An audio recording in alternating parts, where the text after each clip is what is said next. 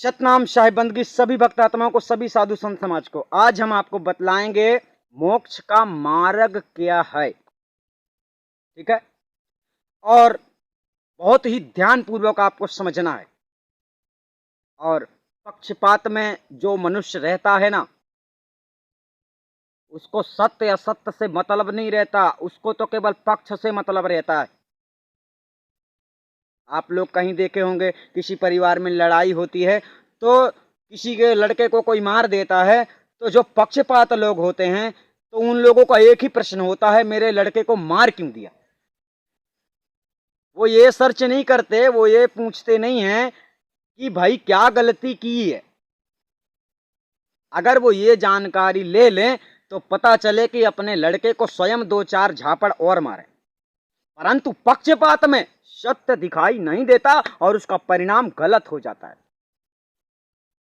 जिसने गलत नहीं किया अगर उसे मारा जाए तो कानून उसका सहायक होता है, क्योंकि जिसको मारोगे उसका सबूत भी होगा, प्रूफ भी होगा। क्योंकि मारोगे तो कुछ तो असर होगा, कहीं शरीर में निशान पड़ेगा, खून भी निकल सकता है, जिसका प्रूफ होगा, जिससे वारंट कटेगा, रिपोर्ट लिखी जाएगी और आपको अंदर लिया जाएगा और उसके सजा में कुछ ना कुछ आपको भरकत भी भरनी पड़ेगी, आप मार भी जाओगे, नाम भी बदनाम हो जाएगा। ये होता है पक्षपात का नतीजा। तो यहां पर हम आपको बतलाने वाले हैं कि पक्षपात को छोड़ो, चलिए हम न्याय की बात करते हैं। मोक्ष का मार्ग क्या है, हमने आपको बतलाया था पहले। इसके मोक्ष का साधन क्या है। साधन और मार्ग अलग चीज है।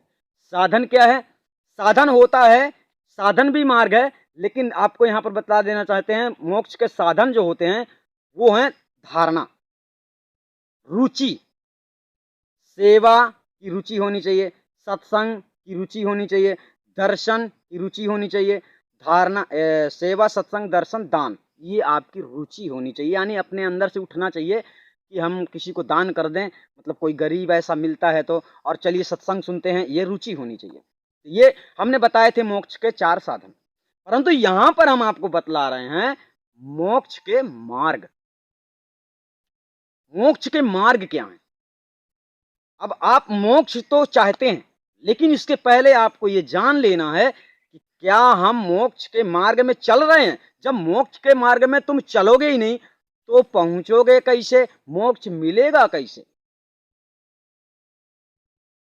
और हम आपको प्रमाणित करके बतला रहे हैं, ऐसा कुछ नहीं है कहीं लिखा है ये भूल जाइए।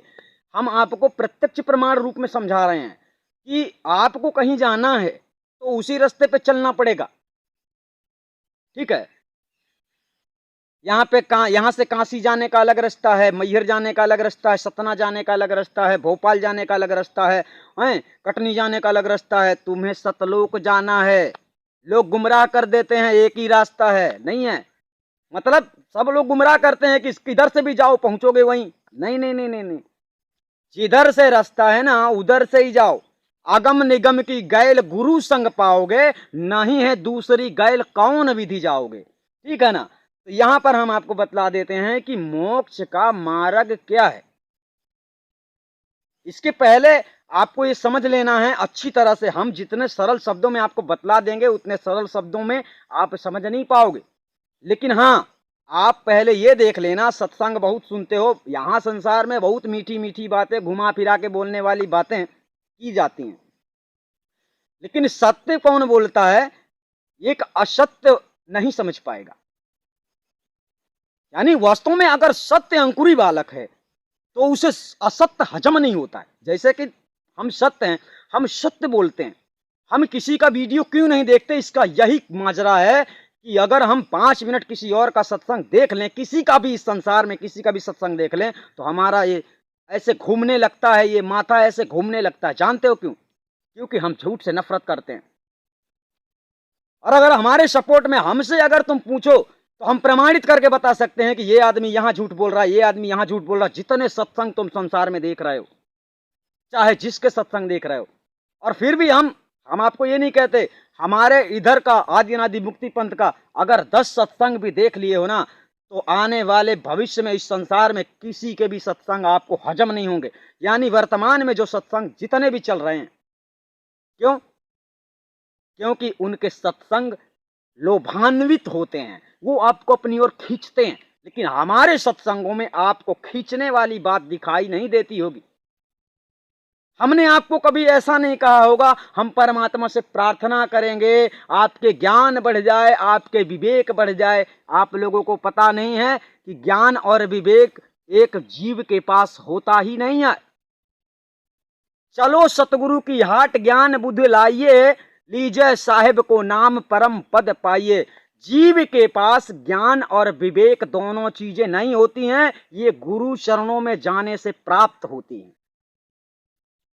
ठीक है। तो जो व्यक्ति ज्ञान नहीं दे सकता, विवेक नहीं दे सकता, तो वो आपको नौटंकी करके, तमाशा करके गुमराह तो कर ही सकता है। मैं प्रार्थना करता हूं, मैं विनती करता हूं, मैं अरदास करता हूं, है ना। तो यह बात आप लोगों को समझ में नहीं आती। क्या आप अरदास नहीं करते? आप भी अरदास करते हैं। तो जब आप स्वयं अरदास कर सकते हैं तो आपके बदले वो दूसरा जिसको आप तुम गुरु मानते हो वो भी अरदास ही कर रहा है। इसका मतलब समझ में नहीं आता है, समझ में आ जाएगा। तो चलिए यहां पर हम मोक्ष के मार्ग बता देते हैं कि ऐसे मार्ग पे तुम चलो तो तुम्हें मोक्ष गति प्राप्ति का अवसर मिलेगा। आप घबराओ नहीं। आदि अनादि मुक्ति पंथ में अगर तुम्हें ज्यादा तकलीफ समझ में आ रही है सेवा का और सिस्टम का, तो आदि अनादि मुक्ति पंथ में मत आओ।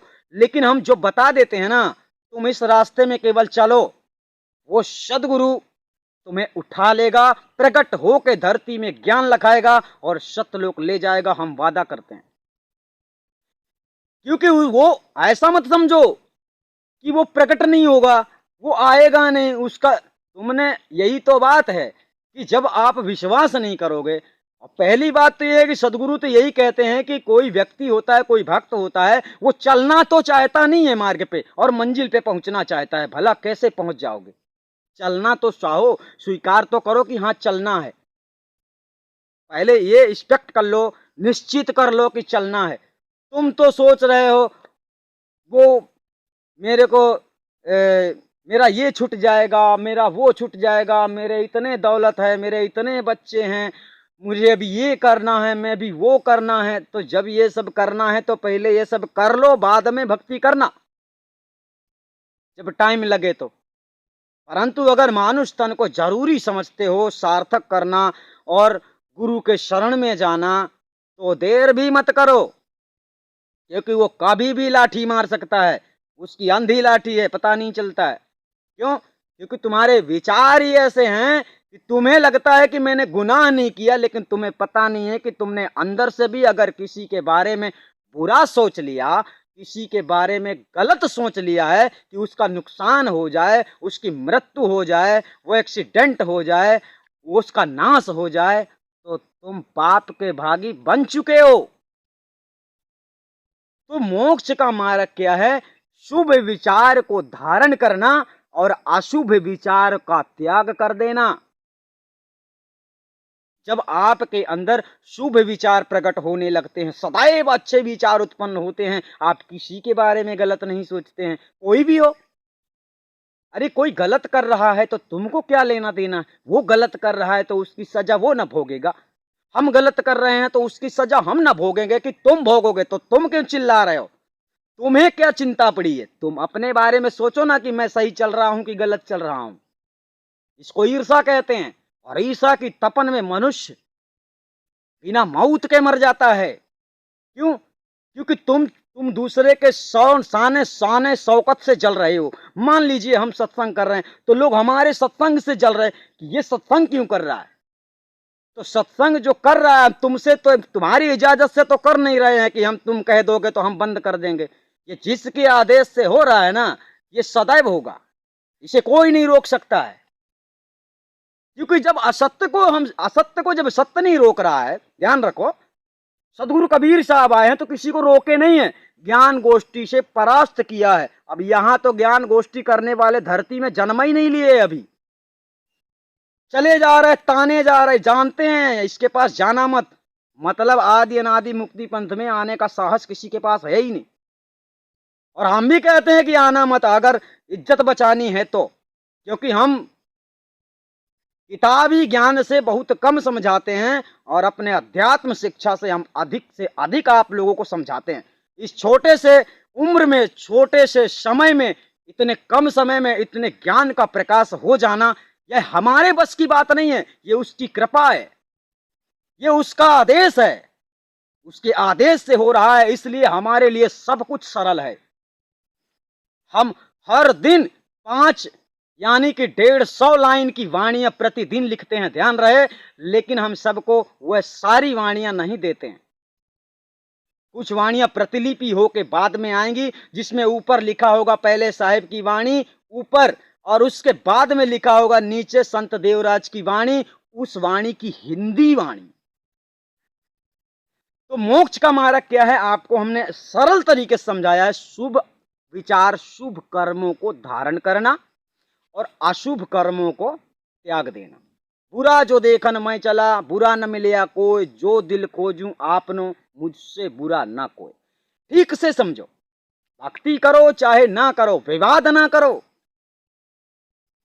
क्योंकि विवाद करके, संतों का अपमान करके तुम्हारा नाम यश नहीं, नाम यश भी नहीं बढ़ सकता, और कल्याण तो होना असंभव ही है। जब तुम संत सिद्धांत से, संतों से ही मतभेद कर लोगे, तो फिर तुम्हारा बचना क्या है। तो मोक्ष किसी भी मार्ग में आप जब चलोगे तभी पहुंचोगे, और सतगुरु का मार्ग देखो वो नहीं है जहां आप लोग चल रहे हैं। मतलब कहां चल रहे हैं, कोई कुछ बता दिया है तो आप, मतलब कर्मों में आपको उलझा दिया। सदगुरु का मार्ग वो नहीं है, सदगुरु का मार्ग वो नहीं है जो कर्मों में आपको उलझा दिया है। हमने देखो दीप धूप सब कुछ से आप लोगों को बंधन से मुक्त कर दिया, ना दीप जलाना, ना अगरबत्ती जलाना, कुछ भी नहीं करना, लेकिन जो मंत्र देते हैं उसे एक बार याद कर लेना, यानी एक बार परमात्मा को याद कर लेना।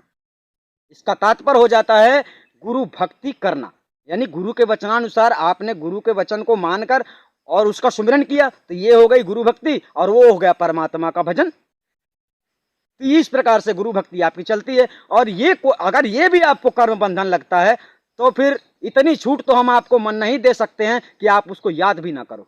4 पहर धंधे में बीते, 4 पहर गए सोए, 1 पहर हरिनाम न लेना, मुक्त कहां से हुए।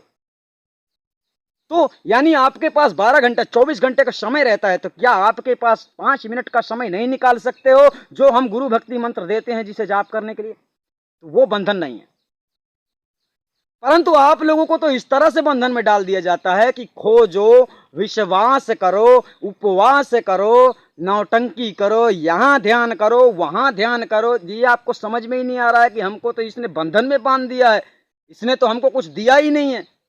तो क्या मीठी मीठी बात करके, लंबी चौड़ी बातें करके तुमको फंसा दिया है, यानी सत्संग करके गुमराह कर दिया है आप लोगों ने, यही नहीं समझा है। तो सबसे पहले आपको सत्यलोक अगर जाना है तो पहले सत्य सिद्धांत को धारण करो। उसका मार्ग इतनी अनंत कोट वाणी सदगुरु ने ऐसे नहीं डाल दी है, मतलब 33 करोड़ वाणी सदगुरु ने ऐसे ही नहीं रख दिया है कि पढ़ते रहो, मजे लो खूब, ठट्ठा मारो, हंसो खूब। अरे समझने के लिए डाली हैं, समझने के लिए उन्होंने रचना की है, ताकि मनुष्य इस सिद्धांत में चल के मेरे सत्यलोक धाम तक चला आए। कठिन धारणा हंस के भाई, ज्यों नटनी पे बांस चढ़ाई, तलवार की खड़े के धार पे चलने के बराबर है सदगुरु कबीर साहब का मार्ग। फिर भी तुम्हें सरल लगता है तो करो मनमानी, परंतु हमारा सिद्धांत है सत्य को बयान करना, और हम किसी को गलत कहते नहीं है। जो गलत है ना वो अपने आप ही गलत हैं, हमारे कहने की क्या जरूरत है। और हम कह भी देंगे तो हाँ इसलिए कहते हैं, वैसे नहीं कहेंगे, हमको कोई चिढ़ नहीं है, क्योंकि हम हमेशा नहीं रहने वाले हैं। लेकिन ये जो ज्ञान हम बोल रहे हैं ना, जो हम लिख कर जाने वाले हैं, जो हम सदगुरु बंदी छोड़ के बताए अनुसार वाणी को हिंदी शब्दार्थ करने वाले हैं, वो सदैव रहेगा। और उन वाणियों को पढ़ के मनुष्य भ्रमित नहीं होगा, गुरु के चरणों में माथा डाल देगा और गुरु को परमात्मा स्वरूप समझेगा, तभी वो जाकर सत्यलोक मुक्ति धाम को प्राप्त होगा। आप लोगों को याद होना चाहिए, हमने जो आपको बतलाया है कि मुक्ति का, मोक्ष का मार्ग क्या है, तो हमने आपको बतलाया है शुभ कर्मों को धारण करना, अशुभ विचार कर्मों को त्याग देना। आप लोग समझ गए होंगे। अगर वीडियो आपको पसंद आता है तो ज्यादा से ज्यादा लोगों में शेयर करें, ताकि लोगों के अंदर से भ्रम समाप्त हो जाए। सतनाम साहिब बन गई।